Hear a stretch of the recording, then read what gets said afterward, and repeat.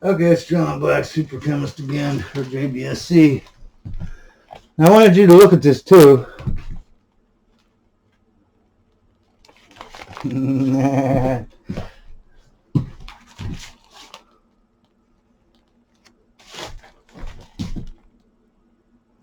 you look at this chart of these fires, these forest fires, right? They're real high up here and they're low. This line right here is our CO2 line. So we have made more and more CO2, more and more and more, all the way up to here. And what happens? Does it correspond with the forest fires? No. Our CO2 is going up, but our fires are going down, right? So they don't go together. CO2 is not causing the fires to get more. CO2, you can see, is getting higher and higher and higher and higher and higher and higher. And yet, it is not affecting the forest fires. As a matter of fact, since the CO2 started to go up and up and up, our forest fires have been actually under control pretty good. We've been doing a pretty good job there. So, and I have to put up with someone who looks at this chart, right? Meaning the Democrats and the Republicans, meaning the woke and the Christians. And what do they look when they see this? Even though all these fires over here are all the way up here. These are actually 80. This is 50 million acres of fires. And down here, even at the high point, is like at 10. So this 10 million acres of areas burned, and we're freaking out about it, even though in the early 1900s, we were up to 50 million acres. We took it down from 50 to 10, and people are now saying it's all because of CO2 that we're going to all die. Even though the CO2 goes up, and the fires go down.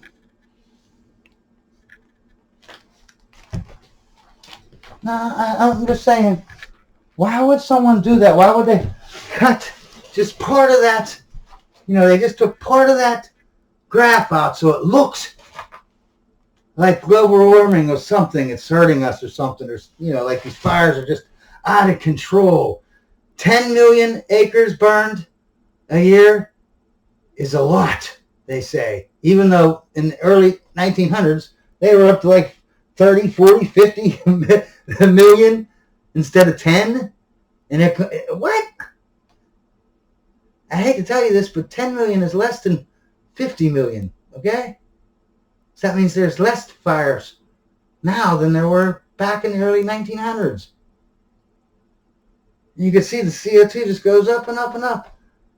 And I have to hear both sides, both humans, both religions. And I have to live with these people. Like, what's funny is even after they see some of these people, I could show 100 people this chart and still wouldn't change their mind, even though it proves that they're liars. That these people that are bringing this crap up are liars. It proves that.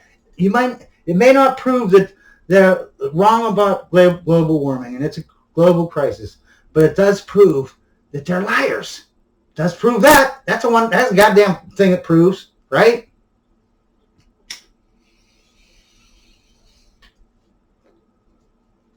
But that's James Hansen, I think. I don't know who that is. I think he's some guy that works for NASA. I'm not sure about that. I'm just going to read a couple things real quick. John P. Holdren, science advisor to Obama. He's basically an activist, but he was his science advisor to Obama. Let's hear some of his quotes. With global warming, we will have more extreme cold weather.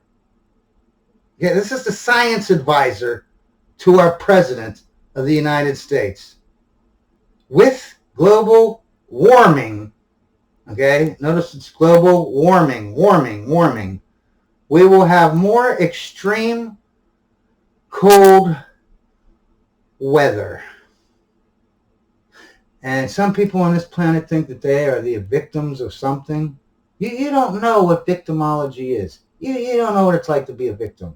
Okay, to live in a world where you can have a science advisor to a president of the strongest country in the world, saying that with global warming, we will have more extreme cold weather. And everyone just, yeah, that sounds right. Let's see what else he says. The extreme cold being experienced by much of the U.S. I can't believe this guy actually is saying this, okay? He's actually saying this. The science advisor to Obama. The extreme cold being experienced by much of the USA as we speak this second. The extreme cold that's being experienced by much of the USA, that's happening right now as we speak, is a pattern that we can expect to see with increasing frequency as global warming continues. January 8th, 2014, Journal of Climate. This was said by science advisor to Obama. That even though your lying eyes and your lying skin and your lying ears or whatever can feel the cold and see the cold and hear the cold, just ignore all that. It's actually global warming. Because every time when you warm something, any scientist knows this. If you warm something up, obviously it's going to get colder. That's the definition of warming something up. Okay? Right? And everybody, to little religion, not the Pastafarian. The Pastafarian thinks of truth. He doesn't just say something because he thinks it in his heart. Okay? He says it because it's a fact. Okay? Anyways, Tapio Schneider from Caltech, he actually says global warming leads to even less frequent cold outbreaks. So he's obviously normal. I don't even know why I got another scientist to put that down there to say, like to prove my point. I think that we could have a 3-year-old here saying that if you warm something up, it's not going to get cold, okay? But in case you don't believe me, here's a scientist himself from Caltech saying global warming leads to even less frequent cold outbreaks. The IPCC, says global warming predicts decreased snowstorms, milder winter temperatures will decrease will decrease heavy snowstorms. Now that makes sense, right? The IPCC makes sense. The regular climatologist makes sense. The only one that doesn't make sense is the science advisor to Obama, who thinks that when the globe warms up, you get more cold, and not only that, you get more extreme cold. That's what he tells you, and the whole country is like, oh yeah, that's right, yeah, that makes sense, yeah, that makes sense. And I have to freaking live for my whole life. I've had to live with people who think that you can just tell them, hey, global warming means extreme colds. And they all are like, yeah. I have had to live with that, experience that stupidity my whole life. All right, let's talk about food. They keep saying that how, the global warming crisis, we're going to lose the food, we're going to starve, and we're going to this and that. Well, why don't we just look up, and I want you to look this up. Look it up not just for the United States, not just for global wise, but also look it up for just individual countries. Pick a country at random, and I guarantee you they will all have this because I've done it. I've looked up the global, looked up the United States, and I've looked up a couple other countries that weren't, the United States. And their chart always looks almost exactly the same. This is pretty much exactly what it looks like. And I'll show you in a second, hopefully. But these this is a graph for years on bottom, and then up and down is for the production of crops. Whether you're looking at wheat, rice, or oat, it's always the same way. It always goes from in the past being a little bit, and it goes to the future, and it gets more and more and more and more, and also it almost makes an exact line. I mean, the graph is almost like perfectly, you know what I mean?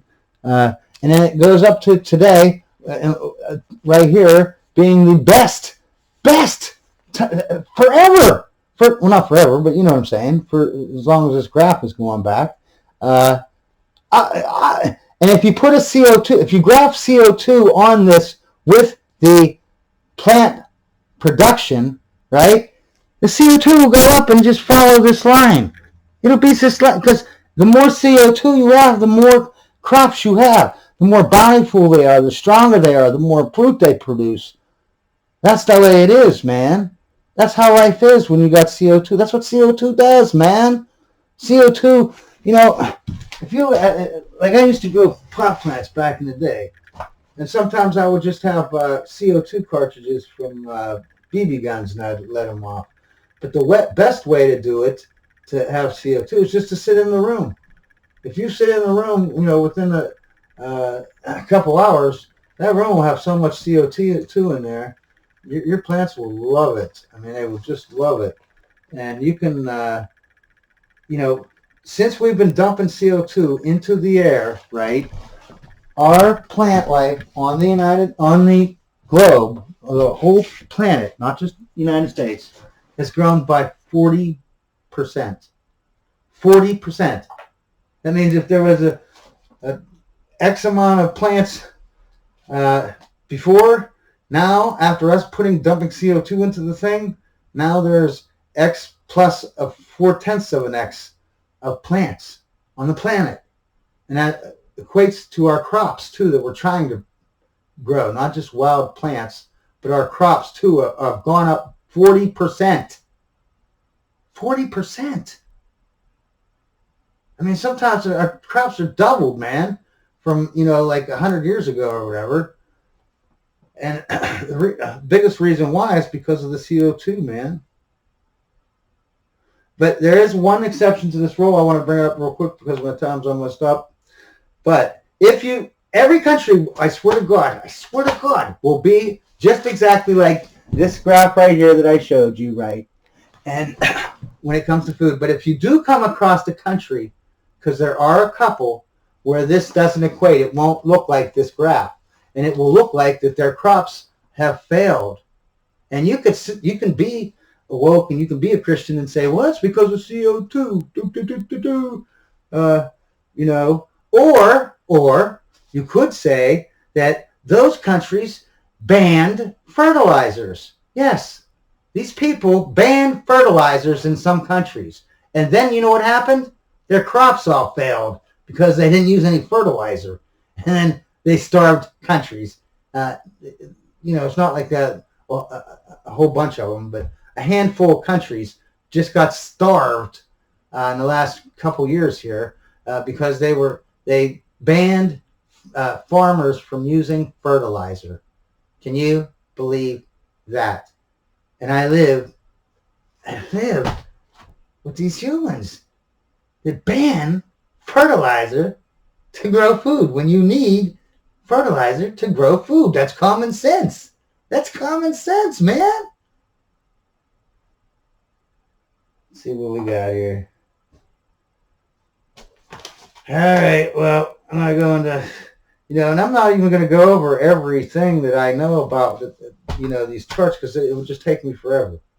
But I am going to go and do a few of them because I want you to see. They lied about the fires. Then they lied about what? They lied about the grains, the wheat and the oats and the whatever. They just lie. That's the second lie that you can easily prove just by Googling these